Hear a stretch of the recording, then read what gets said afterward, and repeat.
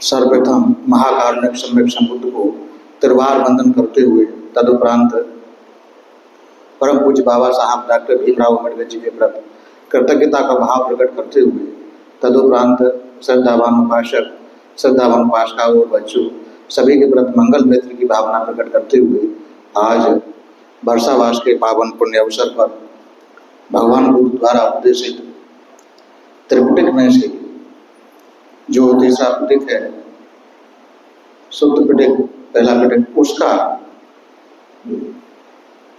पांचवा निकाय खुद्दक निकाय का जो धम्मपद दूसरा पाठ उसका वाचन चल रहा है। धम्मपद में जो दूसरा वर्ग है अप्रमाद वर्ग का आज अप्रमाद वर्ग की गाथा है 26 और 27। गाथा इस प्रकार है। पमाद मनो युञ्जन्ते बाला दुम्बे दिनो जना अपमादं च मेधावी धनम शेठम व रखति। पहली गाथा। यह गाथा का अर्थ है मूर्ख तथा दुर्बुद्धि पुरुषों का मन प्रमाद में लगता है, परंतु बुद्धिमान जन अप्रमाद की उसी तरह रक्षा करते हैं जैसे कोई व्यापारी अपने धन की रक्षा करता है। इस प्रकार भगवान बुद्ध ने पहली गाथा में ऐसा। दूसरी गाथा है माँ पमाद मन युज्यति माँ कामरतिं संधवं अपमद्दो ही जायन्तु पपोधि विपुलम सुखन्ति। इस गाथा का अर्थ है अतः प्रमाद में अपना मन न लगाओ, काम एवं वासना से ही अपना परिचय न बढ़ाओ। अप्रमादी पुरुष ध्यान करता हुआ ही विपुल सुख को प्राप्त कर पाता है। भगवान बुद्ध ने यहाँ बताया है कि मूर्ख और जो दुर्बुद्धि लोग होते हैं, कमजोर बुद्धि वाले लोग होते हैं, उनका मन प्रमाद में लगा रहता है, प्रमादी करते रहते हैं। लेकिन जो बुद्धिमान जन होते हैं वो अप्रमाद की रक्षा करते हैं। इस प्रकार रक्षा करते हैं जैसे कोई व्यापारी अपने धन की रक्षा करता है। अतः प्रमाद में मन न लगाएं, काम वासना से अपना परिचय न बढ़ाएं। अप्रमादी पुरुष सद्गुणों को ध्यान करता हुआ विपुल सुख को प्राप्त कर पाता है, पार प्राप्त कर जाता है। तो यह जो धम्म देशना है भगवान ने श्रावस्ती में जेतवन के बिहार में बाल नक्षत्र संगुष्ट वस्तु पृथक जनों के मेले को उस समय कही थी। उस समय एक समय श्रावस्ती में मूर्खों का एक मेला लगा। उस मेले में ऐसे लोग जमा हुए जो मूर्ख थे, अविवेकी थे, जिसमें वे लोग एक सप्ताह पर्यंत एक दूसरे के पर धूल कीचड़ एवं गोबर फेंकते हुए, मलते हुए, अपशब्द बोलते, उत्सव मनाते हुए मना रहे थे। उस समय उनमें न किसी बड़े बूढ़े का संकोच था, न अपने किसी बड़े नाते रिश्तेदार का, न किसी सुहृद या किसी वृद्ध सन्यासी का, उन्हें कोई संकोच नहीं था। इसी प्रकार एक दूसरे पर गोबर फेंकते, धूल फेंकते, कीचड़ फेंकते और उन पर मलते, अपशब्द बोलते, गाली गलौज की भाषा का प्रयोग करते, ऐसा वो सब मना रहे थे। वो अपने नाते रिश्तेदारों का, बड़े बूढ़ों का या किसी सन्यासी का कोई संकोच नहीं करते थे। वे किसी के भी घर के द्वार पर खड़े होकर गालियां बोलने लगते थे, अपशब्द कहने लगते थे। उनके इन अपशब्दों को सुनने की शक्ति न होने के कारण सज्जन लोग, सज्जन ग्रस्त उन प्रमादियों को यथा सामर्थ्य आधी चौथाई या एक आशापन मुद्रा देकर उन्हें आगे बढ़ाने का काम करते थे। वे प्रमादी जन भी उन सज्जन पुरुषों, सज्जन गृहस्थों के घर से मुद्राएं पाकर आगे बढ़ जाते थे। उस समय श्रावस्ती में 5 करोड़ आर्य शावक रहते थे। उन्होंने भगवान के पास जाकर संदेश भिजवाया कि बनते आप सप्ताह पर्यंत भिक्षु संघ के साथ नगर में आकर बिहार में ही पधारे। और उस सप्ताह उपासकों ने अपने घरों में यवागु भात आदि पकाकर बिहार में भिक्षु संघ के लिए पहुंचाया। वे स्वयं भी अपने ही घरों से बाहर न गए। इस कार्य के अतिरिक्त केवल भोजन दान करने जाते थे देने के लिए और बाहर नहीं निकलते थे। ऐसा सज्जन लोगों ने किया। उस उक्त मेला सप्ताह भर चला और सप्ताह भर समाप्त होने के बाद में 8वें दिन उन्होंने सज्जन पुरुषों ने भिक्षु संघ सहित भगवान को निमंत्रित कर नगर में लाकर महाभोजन दान कराकर नम्रता पूर्वक एक ओर बैठकर बोले, बनते पिछले 7 दिन हमने बहुत ही कष्ट से बिताए। मूर्खों के द्वारा प्रयुक्त असभ्य अपशब्दों को सुनकर कान फटे जाते थे। किसी को भी किसी की लज्जा या संकोच ही नहीं था। इसीलिए हम लोगों ने श्रीमान से नगर में आने का निवेदन किया था। हम लोग भी इतने समय तक विवश होकर अपने घरों से नहीं निकले। भगवान ने उनकी बात सुनकर मूर्खों एवं प्रमादियों के ऐसे ही कर्म होते हैं ऐसा कहा। भगवान कहते हैं कि मूर्ख लोग और प्रमादी लोगों के ऐसे ही कर्म होते हैं। इसके विपरीत जो बुद्धिमान जन होते हैं अपनी गाड़ी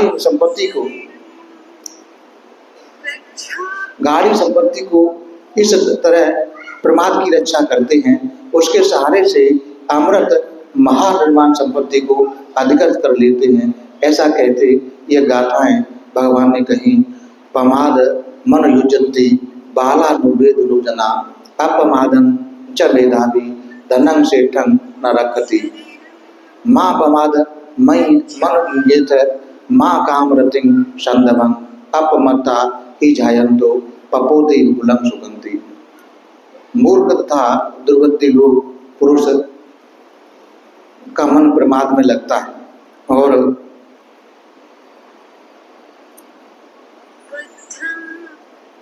उसके विपरीत जो बुद्धिमान लोग होते हैं वह अप्रमाद की रक्षा करते हैं, जैसे कोई व्यापारी अपने धन की रक्षा करता है। अतः प्रमाद में अपना मन न लगाएं, काम एवं वासना से भी अपना परिचय न बढ़ाएं। अप्रमादी ध्यान करता हुआ अपने विपुल शौक संपत्ति को प्राप्त कर जाता है। इस प्रकार भगवान ने इस गाथा को 2 गाथाओं को मूर्खों को बारे में कहा, उनसे सावधान रहने के बारे में कहा। इस प्रकार वे प्रमादी कुछ भी अनुचित नहीं समझते, व्यवहार करते हुए प्रमाद के सहारे ही अपना जीवन बिताते हैं। और जो अप्रमादी लोग होते हैं वो प्रज्ञा के सहारे अपना जीवन जीते हैं। जैसे मेधावी पुरुष उत्तम धन के विषय में इसके सहारे अपने बाल बच्चों का पोषण करेंगे या दान दक्षिणा करके पुण्य कमाएंगे और अपने परलोक का मार्ग सुधारेंगे। इस तरह पूर्ण देखते हुए अपने प्राणपन से अपने धन की रक्षा करता है। उसी तरह प्रज्ञावान पुरुष भी अप्रमादी रहता हुआ प्रथम धान आदि को प्राप्त करूंगा, माल फल आदि को प्राप्त करूंगा, इस तरह अप्रमाद की रक्षा करता है, श्रेष्ठ जीवन जीने का काम करता है। इस गाथा को सुनकर जो लोग आए थे उनमें से बहुत सारे लोग श्रोतापति मन में प्राप्त हो गए और बहुत सारे लोगों को यह धम्म देशना सार्थक सिद्ध हुई। उसके बाद में एक गाथा और है। भगवान कहते हैं, पमादं अपमादीन यथा नुदति पंडितो पय्या पासाद मारुह्य अशोकाशोकिनं भजन पवत डोठ भूमठे धीरो वाले अवेकिति। भगवान कहते हैं एक दिन यह जो धम्म देशना है भगवान ने जेतवन में रहते हुए महाकश्यप ऋषि को उद्देश्य करके कही थी। इस गाथा का अर्थ है, जब पंडित जन ज्ञानवान जन अप्रमाद से प्रमाद को दूर कर देता है तब प्रज्ञा की महल पर चढ़कर वीत शोक होकर शोकमग्न प्रजा को इस तरह देखता है जैसे पर्वत पर बैठा हुआ कोई धैर्यवान पुरुष भूमि पर खड़े हुए साधारण जनों को, मूर्खों को देखता है। यह जो कथा है वो इस प्रकार है। एक दिन महाकश्यप स्थित पिपली गुहा में साधना करते हुए राजगृह में भिक्षाटन हेतु चारका कर भोजन क्रम से निर्मित होकर अपना ध्यान प्रकाश बढ़ाकर दिव्य दृष्टि द्वारा जल, पृथ्वी, पर्वत आदि पर रहने वाले प्रमत्त अप्रमत्त प्राणियों के जन्म मरण का लेखा जोखा करते हुए समाधिस्थ हो गई। इस समय भगवान ने जेतवन में ही विराजमान रहते हुए यह चिंतन दिख गया। तो देखें हमारा शिष्य काश्यप किस ध्यान समाधि से साधना कर रहा है। उसके बाद उन्होंने अपने दिव्य चक्षुओं से देखा वह तो प्राणियों का जन्म मरण देख रहा है। तब उन्होंने रिद्धि प्रभाव से उनके सामने बैठे हुए की तरह महाकश्यप से कहा, आयुष्मान कश्यप, यह शत्रुओं का जन्म मरण विषय ज्ञान तो केवल बुद्ध की ज्ञान सीमा में है, यह तुम्हारे ज्ञान का विषय नहीं है। तुम्हारे ज्ञान का विषय बहुत छोटा है। माता की कोख में प्रसंधि ग्रहण कर माता पिता को बिना बताए इन प्राणियों का इस लोक में आना केवल बुद्ध ही जान सकते हैं। यह कहकर उन्होंने यह गाथा कही, पमाद अपमादेन यथा मुदति पंडितो पैया पासाद मारोय अशोकाशोकिनं भजन पबत डोये घूमते धीरो वाले अभिकृति। जब पंडित अप्रमाद से प्रमाद को दूर कर देता है तब प्रज्ञा के महल पर चढ़कर बीत शोक होकर शोकमग्न जनता को, प्रजा को इस तरह देखता है जैसे पर्वत पर बैठा हुआ कोई धैर्यवान पुरुष जमीन पर खड़े हुए लोगों को देखता है। इस प्रकार जैसे कोई पुरुष पुष्प करने में प्रवेश होते हुए पुराने या नए जल को क्षुब्ध कर उसको पुनः आने का अवकाश न देकर अपने मस्तिष्क के ऊपर से निकाल देता है, उसी प्रकार बुद्धिमान पुरुष अप्रमाद के लक्षण को अपनी साधना में बढ़ाता हुआ प्रमाद को अवकाश न देकर जब अपने अप्रमाद की वेग से उस प्रमाद को बाहर निकाल देता है, तब वह प्रमाद को नष्ट करता हुआ अति उद्दत अर्थ से परशुद्ध दिव्य चक्षु रूप प्रज्ञा महल के अनुकूल मार्ग पर चलता हुआ उस मार्ग रूपी सीढ़ी से प्रज्ञा महल पर चढ़ता हुआ शोक शल्य को परिणीत होने पर वह अशोक हो जाता है, बीत शोक हो जाता है। उस समय वह शोक न जनता को, दुखी जनता को, पीड़ित जनता को देखता है, प्राणियों को देखता है, उनकी उत्पत्ति को, उनके विनाश को देखता है, दिव्य चक्षु से देखता है, ऐसा भगवान कहते हैं। तो जैसे कोई पर्वत शिखर पर चढ़ा हुआ व्यक्ति जमीन के लोगों को देखता है, धरती के लोगों को देखता है, और ऐसे ही धीर पंडित छीना सब साधक नीचे सांसारिक बंधन बंधे हुए लोगों को देखते हैं। यह धर्म देशना सुनकर वहाँ बहुत से श्रोतापन फल को प्राप्त हो गए और यह जो धम्म देशना है सार्थक सिद्ध हुई। एक कहानी और है छोटी सी, यह जो धम्म देशना है भगवान ने उस गाथा कही उसके संबंध में है। वो गाथा थी, अपमत्तो पमत्तेषु सुतेषु बहुजागरो अबलस वर्षि घसो हित्वा याति सुमेध सोती। भगवान कहते हैं बुद्धिमान एवं साधवान पुरुष प्रमादियों से अप्रमद होकर तथा सोए हुए में जागृत होकर ऐसे आगे बढ़ जाता है जैसे कोई शक्ति संपन्न शीर्घगामी घोड़ा दुर्बल घोड़े को पीछे छोड़कर आगे बढ़ जाता है। यह जो धम्म देशना है भगवान ने जेतवन में साधना करते हुए दो भिक्षुओं को उद्देश्य करके कही थी। उन दोनों भिक्षुओं ने भगवान से साधना का कर्म स्थान ग्रहण किया और वे अरण्य विहार में साधना करने लगे। उनमें से एक आलसी साधक समय से ही लकड़ियां इकट्ठी कर उन्हें जलाकर युवक श्रामणियों से गप लड़ाता हुआ पहला प्रहर साधना में आलस करता हुआ बिता देता था, परंतु दूसरा सावधान भिक्षु श्रवण धर्म का पालन करता हुआ उस दूसरे आलसी साधक भिक्षु को यही परामर्श देता था कि आयुष्मान ऐसा ना करो, क्योंकि प्रमाद द्वारा धर्म का धूर्ता से पालन करना संभव नहीं है। परंतु वह उसके इस सत परामर्श पर कुछ ध्यान नहीं देता था। तब वह सावधान भिक्षु यह सोचकर कि यह बातों से नहीं समझा जा सकता, एकाकी श्रमण धर्म पालन करना में तत्पर था और अकेला ही वो धर्म पालन करने में लग गया। इतना ही नहीं, वह आलसी साधक साधना के स्थान पर तब आता था जब वह सावधान भिक्षु साधक चक्रमण पूर्वक साधना का कार्य पूर्ण कर कुछ देर सोने के लिए तैयार होता था।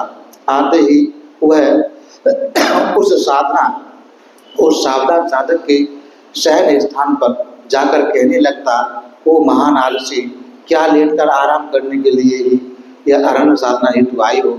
बुद्धों के कर्म स्थान प्राप्त करने के बाद सावधान होकर साधना करना श्रमण धर्म करना चाहिए, ऐसा कहता। यह कहकर अपने शयन स्थान में लेटते हुए ही उसी क्षणों में सो जाता था। उधर वह सावधान भिक्षु साधक मध्यम प्रहर में विश्राम कर पुनः पिछले प्रहर में साधना में तत्पर होता था। इस तरह उसने साधना करते हुए शीघ्र ही प्रत संविधाओं के साथ अरहत का पद प्राप्त कर लिया। दूसरा वह आलसी भिक्षु साधक परमात्मा में ही अपना जीवन बिताता रहा। वे दोनों वर्षावास पूर्ण होने के बाद भगवान के सामने उपस्थित होकर उन्हें प्रणाम कर एक ओर बैठ गए। भगवान ने उनसे कुशल क्षेम पूछते हुए अंत में पूछा, क्या तुमने अभी अपनी साधना सावधानी से पूर्ण की या उसे प्रवज्ञा धर्म को आगे बढ़ाया है? तब पहले प्रमादी भिक्षु ने दूसरे अप्रमादी भिक्षु के विषय में कहा कि बंते, इसके अप्रमाद की बात क्या पूछ रहे हैं? इस भिक्षु के विषय में इसने तो यहाँ से जाने के दिन से ही सुख से लेटकर सोते हुए अपना समय बिता डाला। भगवान ने पूछा, और तुमने इस समय में क्या किया? कि बंते, मैंने तो यहाँ से जाने के बाद से ही समय से लकड़ियाँ जमा कर जलाकर प्रथम पहर में सावधानी से बैठकर साधना करते हुए प्रातः जगकर ही समय बिताया। परंतु भगवान ने उसके भाव से ही समझ लिया कि यह असत्य भाषण कर रहा है, इसलिए बोले, अरे तुमने पूरा साधना काल असावधानी पूर्वक बिताया और अब तुम इस जागरूक भिक्षु के लिए उबालम लगा रहे हो, आरोप लगा रहे हो। इसने अपना पूरा समय असावधानी में बिता दिया, ऐसा आरोप लगा रहे हो। फिर शास्त्रा ने प्रमाद में दोष तथा अप्रमाद के महत्व को समझाते हुए कहा कि तू मेरे शिष्य को इसी तरह समानता नहीं कर सकता जैसे कोई तेज दौड़ने वाला दुर्बल घोड़ा किसी तेज शक्तिमान संपन्न घोड़े की बराबरी नहीं कर पाता। इतना कहकर उन्होंने यह गाथा कही, अपमतो पमत्तेषु सुतेषु बहुजागो अबलस वह शीघ्रसो हित्वा याति सुमृत सोती। बुद्धिमान एवं सावधान पुरुष प्रमादियों से अप्रमादी होकर तथा सोए हुए में जागृत होकर ऐसे आगे बढ़ जाता है जैसे शक्ति संपन्न शीघ्रगामी घोड़ा दुर्बल घोड़े को छोड़कर पीछे छोड़कर आगे बढ़ जाता है। इस प्रकार भगवान ने यह गाथा कही। इसी तरह मंद प्रज्ञा वाले किसी भी व्यक्ति के लिए, जो मंद प्रज्ञा है, उसके लिए प्रमाद से बाहर निकलना का प्रयास करना चाहिए और पहले रात्रि स्थान या दिव्य स्थान विधान करने का प्रयास कर फिर कर्म स्थानों का गुरु से अध्ययन करना चाहिए। यह गाथा सुनकर वहाँ बहुत से लोग थे, श्रोता लोग, वो श्रोता पत्ति बल में प्राप्त हो गए। बहुत सारे लोगों को यह धर्म देशना सार्थक सिद्ध हुई। आज आप लोगों ने सुबह में ध्यान किया, शील ग्रहण किए, पूजा वंदना ली, सूत्र श्रवण किया, शाम में भी शील ग्रहण किए, पूजा वंदना ली, धर्म श्रवण किया। ये सभी पुण्य के बढ़ाने वाले काम हैं। जो भी आप लोगों ने पुण्य संचय किए हैं, ये सभी पुण्य हम सबसे पहले सभी देवताओं को अनुमोदन करते हैं। इस पुण्य के बल से सभी देवताओं का श्रद्धा, शील, शुद्ध, त्याग, प्रज्ञा आगे बढ़ जाए। सभी देवता हम सबको धार्मिक सुरक्षा प्रदान करें। सभी देवताओं को उत्तम चार यार सत्य साक्षात्कार करने का पुण्य मिल जाए। उसके बाद ये सारे पुण्य हम लोग अपने आचार उपाध्याय वरिष्ठ बंधुगणों को अनुमोदन करते हैं। इस पुण्य के बल से वो सभी लोग सुखी हों, सभी का कल्याण सदे, उन सभी लोगों को उत्तम चार यार सत्य साक्षात्कार करने का पुण्य मिल जाए। उसके बाद ये सारे पुण्य हम लोग संसार के सारे प्राणियों को अनुमोदन करते हैं। संसार के सारे प्राणियों को ये पुण्य पहुँचे। उस पुण्य के बल से उन्हें सत्य धर्म का मार्ग मिले, सत्य धर्म के मार्ग पर चलकर कर्म फल से मुक्त होकर निर्वाण गति को प्राप्त हों, ऐसी कामना करते हैं। उसके बाद ये सारे पुण्य हम लोग यहाँ आए हुए सभी लोगों को अनुमोदन करते हैं। ये पुण्य इन सभी के बल से इन सभी लोगों के सारे प्रकार की आपत्ति विपत्ति, सारे प्रकार की विघ्न बाधा दूर हो जाए। इन सभी लोगों को उत्तम चार्य सत्य साक्षात्कार करने का पुण्य मिल जाए। उसके बाद ये सारे पुण्य हम लोग श्रद्धावान उपासक, श्रद्धावान उपासिकाओं को अनुमोदन करते हैं, जो हम लोगों को भोजन, चीवर, कुटिया, दवा, परिष्कार आदि से सेवा करते हैं। इस पुण्य के बल से इन सभी लोगों की सारे प्रकार की आपत्ति विपत्ति, सारे प्रकार की विघ्न बाधा दूर हो, धन संपत्ति की वृद्धि हो, इनके व्यापार धंधे आगे बढ़ें, त्रिरत्न के अनुभव से तथा किए हुए पुण्य के बल से इन सभी लोगों को उत्तम चार्य सत्य साक्षात्कार करने का पुण्य मिल जाए। सबका भला हो, सबका मंगल हो, सबका कल्याण हो। भवतु सब मंगलम, भवतु सब मंगलम, भवतु सब मंगलम।